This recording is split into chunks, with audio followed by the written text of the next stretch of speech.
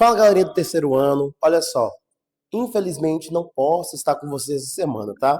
Mas não pensem que eu vou deixar vocês sem aula. Eu preparei essa videoaula para a gente conversar um pouco sobre o tema que a gente já estava falando, que é a filosofia da arte. E para a gente aproveitar a oportunidade e se aprofundar um pouco desse mesmo tema. Beleza? Vamos lá? Belo, feio, agradável. A gente já está familiarizado com esses termos, né? E também já percebemos que eles não são ideias simples. Na filosofia, a gente chama eles de conceitos, sobre os quais a gente começa a se debruçar, refletir e pensar ainda mais. Nesse sentido, a filosofia da arte ela surge como uma área que possibilita uma reflexão mais profunda sobre esses termos em específico. Beleza? Vamos nos aprofundar e tentar entender um pouco mais eles? Para entender um pouco como começa a história da arte, a história da filosofia da arte, a gente precisa voltar lá para a Grécia Antiga, tá? E precisamos entender as concepções de Platão e Aristóteles sobre a arte, tá bom? Vamos lá, o que Platão pensava da arte? Para Platão, ele, na verdade, criticava a arte, né? Ele olhava a arte como uma simples imitação, o que ele chama de mimesis. Por que mimesis? Mimesis de mímica, beleza. Como assim? A gente precisa entender isso olhando para os conceitos que Platão pensava. Para Platão, gente, existiam duas realidades. Uma realidade sensível, que é esta que a gente vive, e uma realidade das ideias. Uma realidade das ideias. Tudo que existe na realidade das ideias é perfeito, é imutável, é irretocável, tá?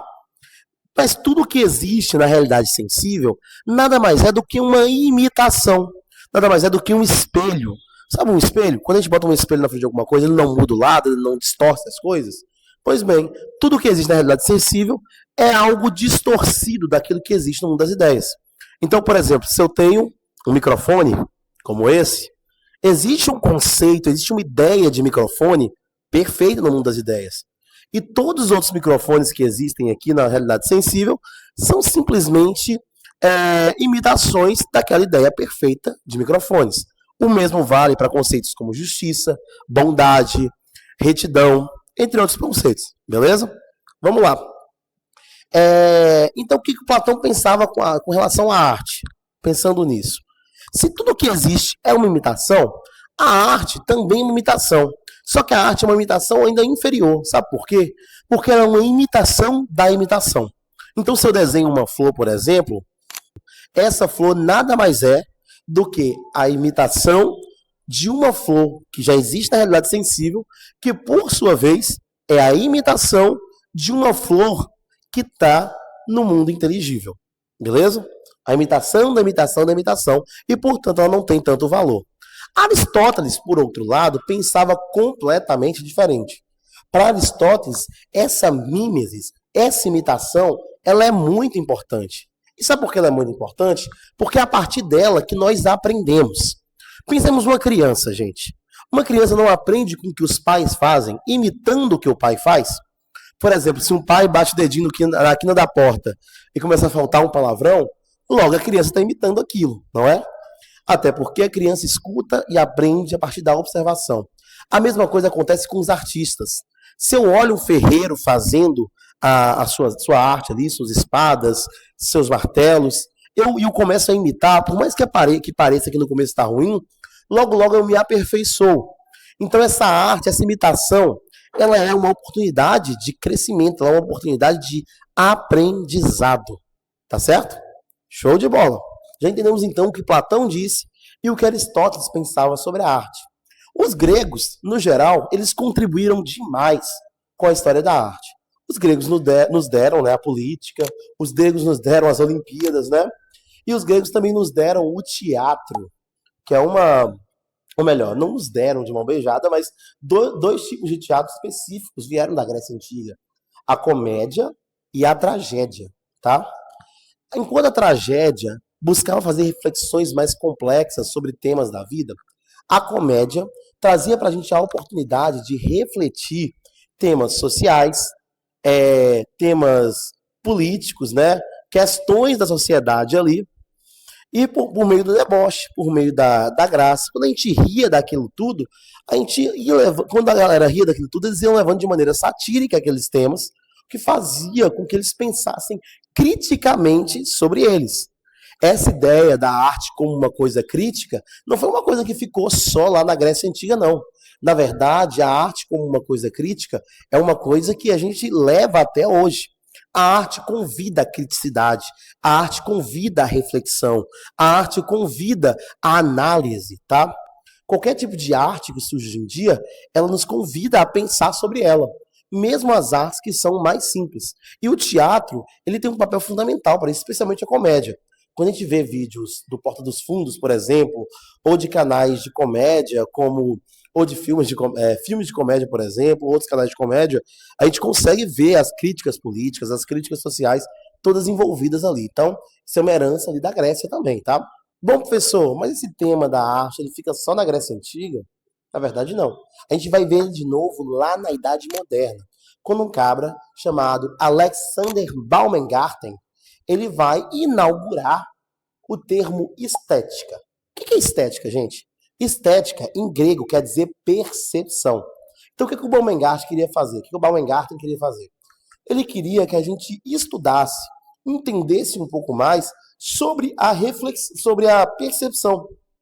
Ele queria entender por meio da estética como é que o ser humano percebe as coisas. Como assim percebe as coisas? Como ele entende? Por que uma pessoa acha uma coisa bonita e outra não? Por que uma pessoa entende uma coisa feia e outra não? Beleza? Em boa parte essa reflexão ela começa justamente porque no período em que ele viveu, a arte ela estava começando a ganhar um valor de produção econômica, tá? É, vale lembrar que ali no período do início da Idade Moderna, período do Renascimento, existia o costume entre os grupos de burgueses e nobres de financiar os artistas da época, tá? Então vamos chamar eles de esse grupo que financia, vamos chamar eles de mecenas, beleza? E ao financiar os artistas da época, vai surgir essa reflexão, né? O que faz uma obra de arte ter valor? O que torna uma obra de arte mais interessante? É o simples gosto? É a técnica? O que é que vai fazer daquela obra de arte tão boa? Então, Baumgarten vai tentar estabelecer regras capazes de julgar o valor estético da natureza da produção artística.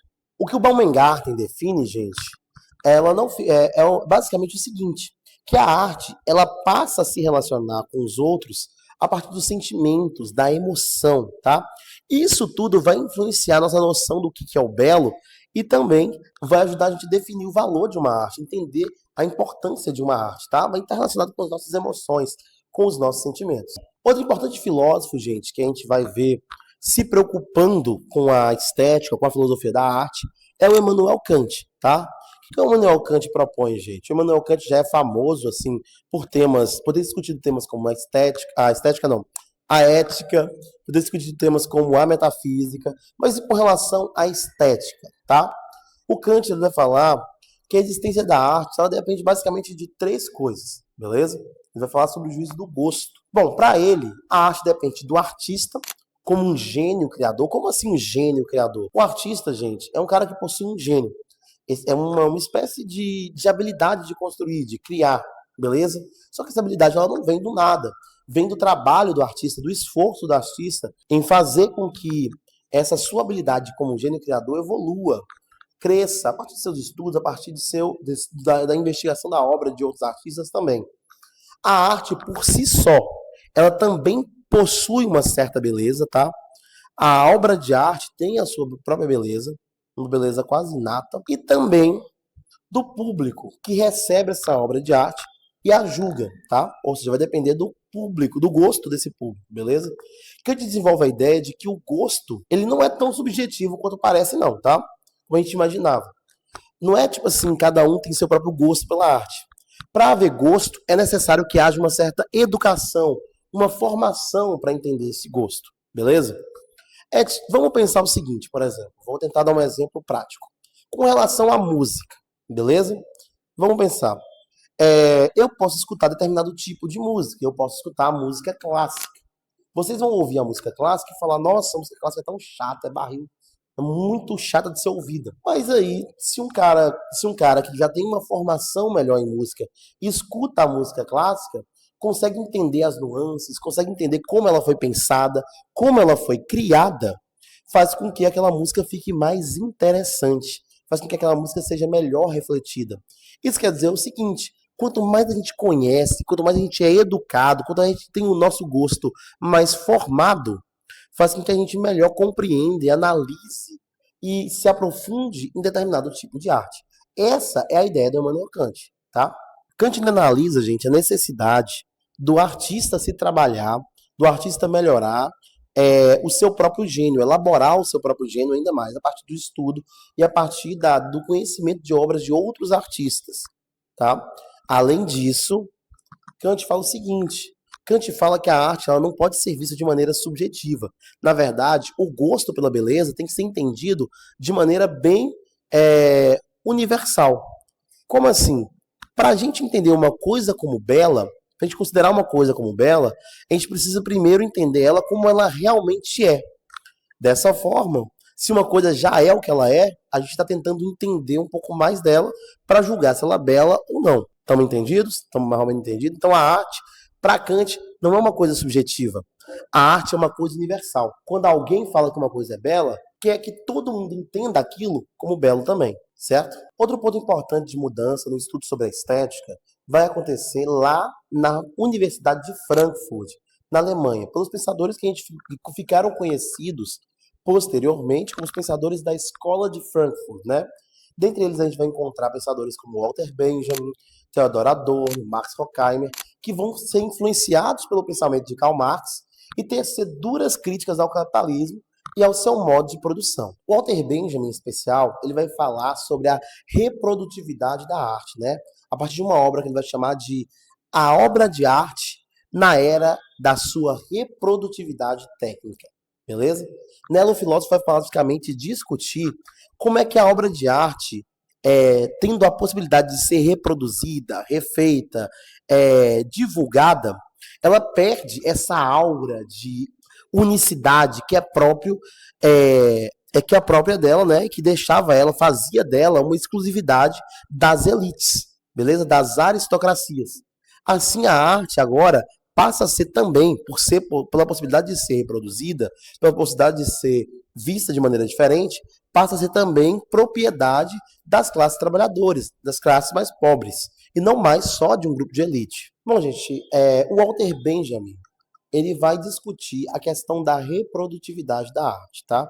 Em uma obra chamada A Obra da Arte na Era da Reprodutividade Técnica. Nela, ele fala sobre a questão da arte agora poder ser reproduzida e reproduzida de maneira intensa, e isso garantir uma acessibilidade maior à arte, uma possibilidade de outros grupos sociais tocarem a arte, encontrarem a arte, tá? Tirando a arte daquele centro, daquela aura que ela tinha de ficar reservada somente a grupos de elite. Mas, por outro lado, também questiona o fato de a arte sendo divulgada, sendo reproduzida com mais frequência, a galera transformar ela em mais um simples objeto de lucro, tá? Então tem uma vantagem e uma desvantagem disso.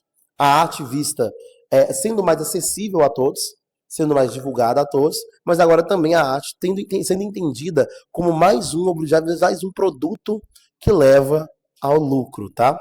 Então essa é uma questão que vale a pena, que foi e vale a pena ser refletida ainda também. É na escola de Frankfurt que ainda vai ser criado, né, cunhado o conceito de indústria cultural, agora pelos pensadores Theodor Adorno e Max Horkheimer. Theodor Adorno e Max Horkheimer, né? Para eles, gente, o que eles descrevem como indústria cultural, certo? A indústria cultural é um conceito de que padrões repetitivos, produtos culturais passam a ser feitos na intenção de gerar lucro, beleza? Se antes a arte era algo próprio da contemplação, da análise, da reflexão, agora a arte também é pensada e feita como um produto que é padronizado, um produto que é repetido na intenção de gerar mais e mais lucro, tá? Vou dar um exemplo para vocês da indústria cultural, tá? Vamos pensar em indústria da música. No passado a gente via muito mais músicas diferentes surgindo. Hoje em dia a gente pode pensar que uma música que dá certo tá certo? Para ser vendida, ela é reproduzida e refeita várias vezes. Então a gente tem, por exemplo, um tipo de música pop, um tipo de música de funk, um tipo de forró, que deu certo uma vez e agora a gente temos várias versões da mesma música. Vários tipos de música parecidas com essa. O que dá a impressão pra gente que a música é sempre a mesma, certo? É só mais uma música comercial. A mesma coisa acontece com os filmes. Já temos aqui 30 filmes da Marvel, basicamente todos com a mesma história, só mudando os personagens. Não é? Então a indústria cultural é isso.